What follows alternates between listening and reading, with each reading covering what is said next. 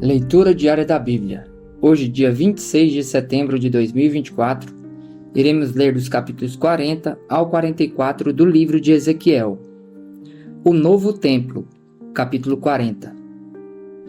No início do 25º ano do exílio, no início do ano, no 10º dia do mês, no 14º ano depois da queda da cidade, naquele exato dia a mão do Senhor esteve sobre mim e ele me levou para lá. Em visões de Deus, ele me levou a Israel e me pôs num monte muito alto, sobre o qual, no lado sul, havia alguns prédios que tinham a aparência de uma cidade. Ele me levou para lá e eu vi um homem que parecia de bronze. Ele estava em pé junto à entrada, tendo em sua mão uma corda de linho e uma vara de medir.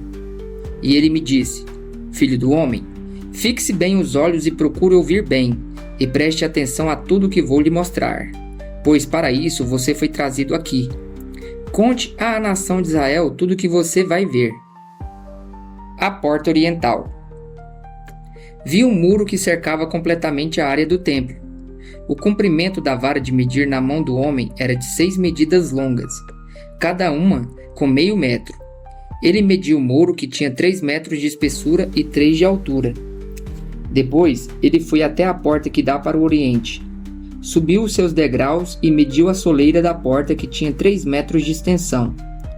As salas das guardas tinham 3 metros de comprimento e 3 metros de largura, e as paredes entre elas tinham 2,5 metros de espessura. A soleira da porta junto ao pórtico, defronte do templo, tinha 3 metros de extensão. Depois ele mediu o pórtico, que tinha 4 metros de extensão e 6 batentes, tinham 1 metro de espessura. O pórtico estava voltado para o templo. Da porta oriental para dentro havia 3 salas de cada lado. As 3 tinham as mesmas medidas, e as faces das paredes salientes de cada lado tinham as mesmas medidas. A seguir, ele mediu a largura da porta, à entrada. Era de 5 metros e seu comprimento era de 6,5 metros. Defronte de cada sala havia um muro de meio metro de altura e os nichos eram quadrados com 3 metros em cada lado. Depois, ele mediu a entrada a partir do alto da parede do fundo de uma sala até o alto da sala oposta. A distância era de 12,5 metros, da abertura de um parapeito até a abertura do parapeito oposto. E mediu ao longo das faces das paredes salientes por toda a parte interna da entrada, eram 30 metros. A medida era até o pórtico que dá para o pátio. A distância desde a entrada da porta até a extremidade do seu pórtico era de 25 metros. As salas e as paredes salientes dentro da entrada eram guarnecidas de estreitas aberturas com parapeito ao redor. Como o pórtico, as aberturas que o circundavam davam para a parte interna. As faces das paredes salientes eram decoradas com tamareiras. O pátio externo. Depois ele me levou ao pátio externo. Ali eu vi alguns quartos e um piso que havia sido construído ao redor de todo o pátio. Nele havia 30 quartos ao longo de todo o piso. Este era o adjacente às laterais das entradas e as suas larguras era igual ao comprimento. Esse era o piso inferior. A seguir, ele mediu a distância da parte interna da entrada inferior até a parte externa do pátio interno, o que deu 50 metros, tanto no lado leste quanto no lado norte. A porta norte. Mediu depois o comprimento e a largura da porta que dá para o norte e para o pátio externo. Seus compartimentos, 3 de cada lado, suas paredes salientes e seu pórtico tinham as mesmas medidas dos compartimentos da primeira entrada. Tinham 25 metros de comprimento e 12,5 metros de largura. Suas aberturas, seu pórtico e sua decoração com tamareiras tinham as mesmas medidas das portas que dava para o oriente. 7 degraus subiam até lá, e o seu pórtico ficava ao lado oposto a eles. Havia uma porta que abria o pátio interno e que dava para a porta norte, como também uma que dava para a porta leste. Ele mediu de uma porta à que ficava oposta. Eram 50 metros. A porta sul. Depois ele me levou para o lado sul e eu vi uma porta que dava para o sul. Ele mediu seus batentes e seu pórtico, e eles tinham as mesmas medidas das outras portas. A entrada e o pórtico tinham aberturas estreitas ao seu redor, como as aberturas das outras. Tinham 25 metros de comprimento e 12 metros e meio de largura. 7 degraus subiam até lá, e o seu pórtico ficava no lado oposto a eles. Havia uma decoração de tamareiras nas faces das paredes salientes em cada lado. O pátio interno também tinha uma porta que dava para o sul, e ele mediu desde essa porta até a porta externa no lado sul. Eram 50 metros. Portas para o pátio interno. A seguir, ele me levou ao pátio interno pela porta sul e mediu a porta sul. Suas medidas eram iguais às outras. Suas salas, suas paredes salientes e seu pórtico tinham as mesmas medidas dos outros. A entrada e seu pórtico tinham aberturas ao seu redor. Tinham 25 metros de comprimento e 12 metros e meio de largura. Os pórticos das entradas ao redor do pátio interno tinham 12 metros e meio de largura e 2 metros e meio de extensão. Seu pórtico dava para o pátio externo. Tamareiras decoravam seus batentes e 8 degraus subiam até a porta. Depois ele me levou ao pátio interno ao lado leste e mediu a entrada. Suas medidas eram iguais às outras. Suas salas, suas paredes salientes e seu pórtico tinham as mesmas medidas dos outros. A entrada e seu pórtico tinham aberturas ao seu redor. Tinham 25 metros de comprimento e 12 metros e meio de largura. Seu pórtico dava para o pátio externo. Tamareiras decoravam os batentes em cada lado e 8 degraus subiam até lá. Depois, ele me levou à porta norte e a mediu. Suas medidas eram iguais às outras, como também as medidas de suas salas, suas paredes salientes e seu pórtico. E tinha aberturas ao seu redor. Tinha 25 metros de comprimento e 12 metros e meio de largura. Seu pórtico dava para o pátio externo. Tamareiras decoravam os batentes em ambos os lados e 8 degraus subiam até lá. Os quartos da preparação dos sacrifícios. Um quarto com sua entrada ficava junto do pórtico de cada uma das entradas internas, onde os holocaustos eram levados. No pórtico da entrada havia 2 mesas de cada lado, em que os holocaustos, as ofertas pelo pecado e as ofertas pela culpa eram abatidos.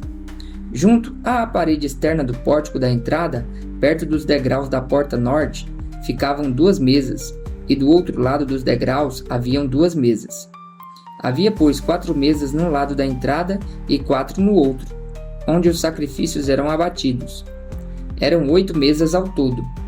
Também havia 4 mesas de pedra lavrada para os holocaustos, cada um com 75 centímetros de comprimento e de largura e 50 centímetros de altura.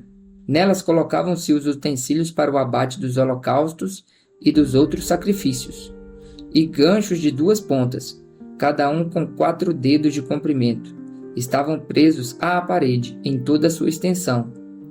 As mesas destinavam-se às carnes das ofertas. Quartos para os sacerdotes. Dentro do pátio interno havia 2 quartos antes da porta interna. Um ficava ao lado da porta norte que dava para o sul, e o outro do lado da porta sul que dava para o norte. Ele me disse: o quarto que dá para o sul é para os sacerdotes encarregados do templo, e o quarto que dá para o norte é para os sacerdotes encarregados do altar. São eles os filhos de Zadok, os únicos levitas que podem aproximar-se do Senhor para ministrarem diante dele. O templo. A seguir, levou-me ao pórtico do templo e mediu seus batentes. Eles tinham 2,5 metros de largura em ambos os lados. A largura da entrada era de 7 metros, e suas paredes salientes tinham 1,5 metro de largura em cada lado. O pórtico tinha 10 metros de largura e 6 metros da frente aos fundos. Havia um lance de escadas que dava acesso a ele, e 3 colunas em cada lado dos batentes. Capítulo 41. Depois o homem me levou ao santuário externo, e mediu os batentes. A largura dos batentes era de 3 metros em cada lado. A entrada tinha 5 metros de largura, e as paredes salientes em cada lado tinham 2,5 metros de largura. Ele mediu também o santuário externo, e ele tinha 20 metros de comprimento e 10 de largura. Depois entrou no santuário interno e mediu os batentes da entrada. Cada um tinha 1 metro de largura. A entrada tinha 3 metros de largura e as paredes salientes em cada lado delas tinha 3,5 metros de largura. E ele mediu o comprimento do santuário interno. Tinha 10 metros e sua largura era de 10 metros até o fim do santuário externo. Ele me disse: "Este é o lugar santíssimo." Depois mediu a parede do templo. Tinha 3 metros de espessura e cada quarto lateral em torno do templo tinha 2 metros de largura. Os quartos laterais, sobrepostos uns aos outros, ficavam em 3 andares, havendo 30 em cada andar. Havia saliências em torno de toda a parede do templo para servirem de pontos de apoio para os quartos laterais, para que não fossem incrustados na parede do templo. As paredes laterais em torno de todo o templo eram mais largas em cada andar superior. A estrutura em torno do templo foi construída em plataformas ascendentes, de modo que os quartos ficavam mais largos à medida que se subia. Uma escada subia do andar inferior até o andar superior, servindo também o andar do meio. Vi que ao redor de todo o templo fora construída uma base, formando o alicerce dos quartos laterais. Era do comprimento da vara de medir, ou seja, 3 metros. A parede externa dos quartos laterais era de 2,5 metros de espessura. A área aberta entre os quartos laterais do templo e os quartos dos sacerdotes era de 12 metros de largura ao redor de todo o templo. Havia entradas para os quartos laterais a partir da área aberta, uma ao norte e outra ao sul, e a base vizinha à área aberta era de 2,5 metros ao redor de todo o templo. O prédio em frente do pátio do templo, no lado oeste, media 35 metros de largura. A parede do prédio tinha 2,5 metros de espessura em toda a sua volta, e o seu comprimento era de 45 metros. Depois ele mediu o templo. Tinha 50 metros de comprimento e o pátio do templo e o prédio com suas paredes também tinham 50 metros de comprimento. A largura do pátio do templo no lado oeste, inclusive a frente do templo, era de 50 metros. A seguir, ele mediu o comprimento do prédio que ficava em frente do pátio, na parte de trás do templo. Inclusive, suas galerias em cada lado eram de 50 metros. O santuário externo, o santuário interno e o pórtico que dava para o pátio, bem como as soleiras, as janelas estreitas e as galerias em volta dos três, tudo o que estava do lado de fora, inclusive a soleira, fora revestido de madeira.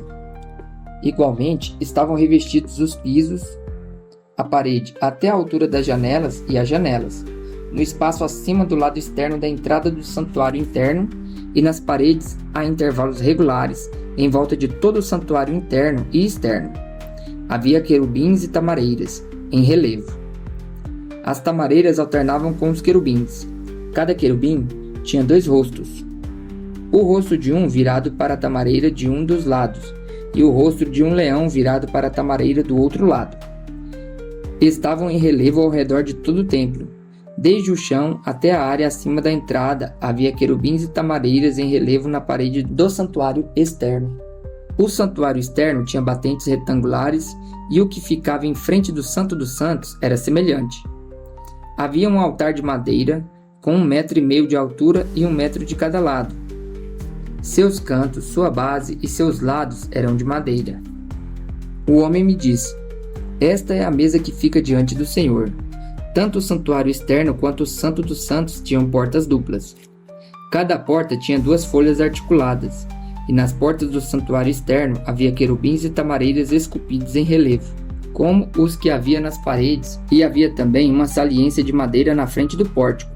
Nas paredes laterais do pórtico havia janelas estreitas com tamareiras em relevo em cada lado. Os quartos laterais do templo também tinham saliências. Os quartos dos sacerdotes, capítulo 42. Depois disso, o homem conduziu-me para o lado norte, para o pátio externo, e levou-me aos quartos opostos ao pátio do templo, e ao muro externo do lado norte. O prédio cuja porta dava para o norte tinha 50 metros de comprimento e 25 metros de largura, tanto na seção que ficava a 10 metros da distância do pátio interno, quanto na seção oposta ao piso do pátio externo. Havia uma galeria frente à outra nos 3 andares. Em frente dos quartos havia uma passagem interna com 5 metros de largura e 50 metros de comprimento. Suas portas ficavam no lado norte. Ora, os quartos superiores eram mais estreitos, pois as galerias tomavam mais espaço deles do que dos quartos do andar inferior e médio. Os quartos do terceiro andar não tinham colunas, ao passo que os pátios tinham. Por isso, a área deles era menor do que as dos quartos do andar inferior e do meio. Havia uma parede externa paralela aos quartos e ao pátio externo. Sua extensão era de 25 metros em frente dos quartos. A fileira de quartos junto ao pátio interno tinha 25 metros de comprimento e a que ficava mais próxima do santuário tinha 50 metros de comprimento. Os quartos de baixo tinham entrada pelo lado leste, quando se vem do pátio externo. No lado sul, ao longo da parede do pátio externo adjacentes ao pátio do templo e no lado oposto do muro externo, havia quartos com a passagem em frente deles. Eram como os quartos do lado norte, tinham o mesmo comprimento e a mesma largura, com saídas e dimensões semelhantes. As portas do lado norte eram semelhantes às portas dos quartos do lado sul. Havia uma entrada no início do corredor paralelo ao muro correspondente que se estendia para o leste, e havia uma entrada para os quartos. Depois o homem me disse: os quartos do norte e do sul que dão para o pátio do templo são os quartos em que os sacerdotes que se aproximam do Senhor comerão e guardarão as ofertas santíssimas, isto é, as ofertas de cereal, as ofertas pelo pecado e as ofertas pela culpa, pois o local é santo. Assim que os sacerdotes entrarem nos recintos sagrados, só poderão ir para o pátio externo após tirarem as vestes com as quais ministram, pois elas são santas. Porão outras vestes antes de se aproximarem dos lugares reservados para o povo. Quando ele acabou de medir o que havia dentro da área do templo, levou-me para fora pela porta leste e mediu a área em redor. Mediu o lado leste com a vara de medir, tinha 250 metros. Mediu o lado norte, tinha 250 metros, segundo a vara de medir. Mediu o lado sul, tinha 250 metros, segundo a vara de medir. Depois, ele foi para o lado oeste e o mediu. Tinha 250 metros, segundo a vara de medir. Assim, ele mediu a área nos 4 lados. Em torno dela, havia um muro de 250 metros de comprimento e 250 metros de largura, para separar o santo do comum. A glória retorna ao templo. Capítulo 43. Então o homem levou-me até a porta que dava para o leste, e vi a glória do Deus de Israel, que vinha do lado leste. Sua voz era como o rugido de águas avançando, e a terra refulgia com a sua glória. A visão que tive era como a que eu tivera quando ele veio destruir a cidade, e como as que eu tivera junto ao rio Quebar. E me prostrei com o rosto em terra. A glória do Senhor entrou no templo pela porta que dava para o lado leste. Então o Espírito pôs-me em pé e levou-me para dentro do pátio interno, e a glória do Senhor encheu o templo. Enquanto o homem estava ao meu lado, ouvi alguém falando comigo de dentro do templo. Ele disse: Filho do homem, este é o lugar do meu trono, e o lugar para a sola dos meus pés. Aqui viverei para sempre entre os israelitas. A nação de Israel jamais contaminará o meu santo nome. Nem os israelitas, nem seus reis, mediante a sua prostituição e os ídolos sem vida de seus reis, em seus santuários nos montes. Quando eles puserem sua soleira perto de minha soleira e seus batentes juntos de meus batentes, com apenas uma parede fazendo separação entre mim e eles, contaminaram meu santo nome com suas práticas repugnantes. Por isso, os destruí na minha ira. Agora que afastem de mim a sua prostituição e os ídolos sem vida de seus reis, e eu viverei entre eles para sempre. Filho do homem, descreve o templo para a nação de Israel, para que se envergonhem dos seus pecados. Que eles analisem o modelo e, se ficarem envergonhados por tudo que fizeram, informe-os acerca da planta do templo, sua disposição, suas saídas e suas entradas, e todas as suas estipulações e leis. Ponha essas coisas por escrito diante deles, para que sejam fiéis à planta e sigam as suas estipulações. Esta é a lei do templo. Toda a área ao redor no topo do monte será santíssima. Essa é a lei do templo. O altar. Estas são as medidas do altar pela medida longa, isto é, a do meio metro. Sua calha tem meio metro de profundidade e meio metro de largura, com uma aba de 1 palmo em torno da beira. E esta é a altura do altar. Desde a calha no chão até o saliência inferior, ele tem 1 metro de altura e 1 metro de largura. E desde a saliência menor até a saliência maior, tem 2 metros de altura e meio metro de largura. A fornalha do altar tem 2 metros de altura e 4 pontas se projetam dela para cima. Ela é quadrada com 6 metros de comprimento e 6 metros de largura. A saliência superior também é quadrada com 7 metros de comprimento e 7 metros de largura, com uma aba de 25 centímetros e uma calha de meio metro em toda a sua extensão ao redor. Os degraus do altar estão voltados para o oriente. Então ele me disse: Filho do homem, assim diz o soberano, o Senhor. Estes serão os regulamentos que deverão ser seguidos no cerimonial do sacrifício do holocausto e da aspersão de sangue no altar, quando ele for construído. Você deverá dar um novilho como oferta aos sacerdotes levitas da família de Zadok, que se aproximam para ministrar diante de mim. Palavra do soberano, o Senhor. Você colocará um pouco do sangue nos 4 pontas do altar, nos 4 cantos da saliência superior e ao redor de toda a aba, e assim purificará o altar e fará propiciação por ele. Você queimará um novilho para a oferta pelo pecado num lugar determinado da área do templo, fora do santuário. No 2º dia você oferecerá um bode sem defeito como oferta pelo pecado, e o altar será purificado como foi purificado com um novilho. Quando terminar de purificá-lo, ofereça um novilho e um carneiro tirados do rebanho, ambos sem defeito. Você os oferecerá perante o Senhor, e os sacerdotes deverão pôr sal sobre eles e sacrificá-los como holocaustos ao Senhor. Durante 7 dias você fornecerá diariamente um bode como oferta pelo pecado. Fornecerá também um novilho e um carneiro tirados do rebanho, ambos sem defeito. Durante 7 dias os sacerdotes farão propiciação pelo altar e o purificarão. Assim, eles o consagrarão. No final desses dias, a partir do 8º dia, os sacerdotes apresentarão os holocaustos e os sacrifícios de comunhão de vocês sobre o altar. Então eu os aceitarei. Palavra do soberano, o Senhor. O príncipe, os levitas, os sacerdotes. Capítulo 44. Depois o homem trouxe-me de volta para a porta externa do santuário que dava para o lado leste, e ela estava trancada. O Senhor me disse: Esta porta deve permanecer trancada. Não deverá ser aberta. Ninguém poderá entrar por ela. Deve permanecer trancada porque o Senhor, o Deus de Israel, entrou por ela. O príncipe é o único que poderá entrar e sentar-se ali para comer na presença do Senhor.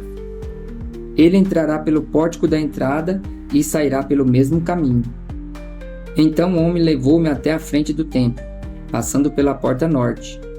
Olhei e vi a glória do Senhor enchendo o templo do Senhor e prostrei-me com o rosto em terra. O Senhor me disse: Filho do homem, preste atenção. Olhe e ouça atentamente tudo o que eu lhe disser acerca de todos os regulamentos relacionados com o templo do Senhor. Preste atenção à entrada do templo e a todas as saídas do santuário. Diga à rebelde nação de Israel: Assim diz o soberano, o Senhor. Já bastam suas práticas repugnantes, ó nação de Israel. Além de todas as outras práticas repugnantes, vocês trouxeram estrangeiros incircuncisos no coração e na carne para dentro do meu santuário, profanando o meu templo enquanto me ofereciam comida, gordura e sangue. E assim vocês romperam a minha aliança. Ao invés de cumprirem seu dever quanto às minhas coisas sagradas, vocês encarregaram outros do meu santuário. Assim diz o soberano, o Senhor: Nenhum estrangeiro incircunciso no coração e na carne entrará no meu santuário, nem tampouco os estrangeiros que vivem entre os israelitas. Os levitas que tanto se distanciaram de mim quando Israel se desviou e que vaguearam para longe de mim, indo atrás de seus ídolos, sofrerão as consequências de sua iniquidade. Poderão servir ao meu santuário como encarregados das portas do templo e também farão serviço nele, Poderão matar os animais dos holocaustos e outros sacrifícios em lugar do povo e colocar-se diante do povo e servi-lo. Mas, porque o serviram na presença de seus ídolos e fizeram a nação de Israel cair em pecado, jurei de mão erguida que eles sofrerão as consequências de sua iniquidade. Palavra do soberano, o Senhor. Não se aproximarão para me servir como sacerdotes, nem se aproximarão de nenhuma das minhas coisas sagradas e das minhas ofertas santíssimas. Carregarão a vergonha de suas práticas repugnantes. Contudo, eu os encarregarei dos deveres do templo e de todo o trabalho que nele deve ser feito. Mas os sacerdotes levitas, descendentes de Zadok, que fielmente executaram os deveres do meu santuário quando os israelitas se desviaram de mim, se aproximarão para ministrar diante de mim. Eles estarão diante de mim para oferecer sacrifícios de gordura e de sangue. Palavra do soberano, o Senhor.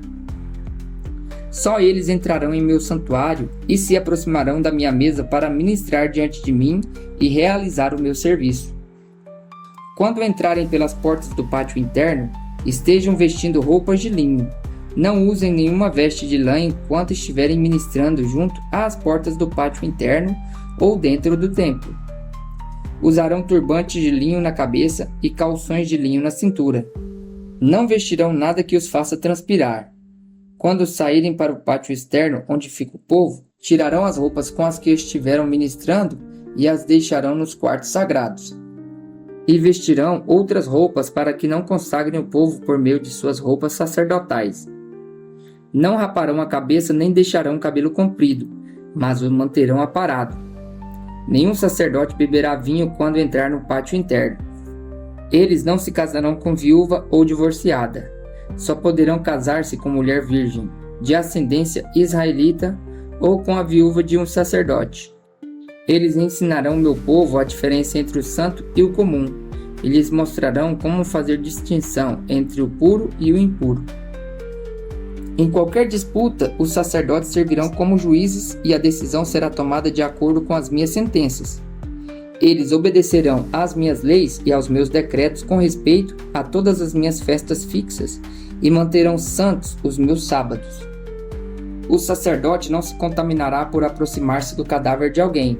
No entanto, ele poderá contaminar-se se o morto for seu pai, sua mãe, seu filho, sua filha, seu irmão ou sua irmã, desde que esta não tenha marido. Depois de se purificar, esperará 7 dias. No dia em que entrar no pátio interno no santuário para ministrar ali, o sacerdote oferecerá em favor de si mesmo uma oferta pelo pecado. Palavra do soberano, o Senhor. Eu serei a única herança dada aos sacerdotes. Vocês não lhes darão propriedade alguma em Israel. Eu serei a sua herança. Eles comerão as ofertas de cereal, as ofertas pelo pecado e as ofertas pela culpa.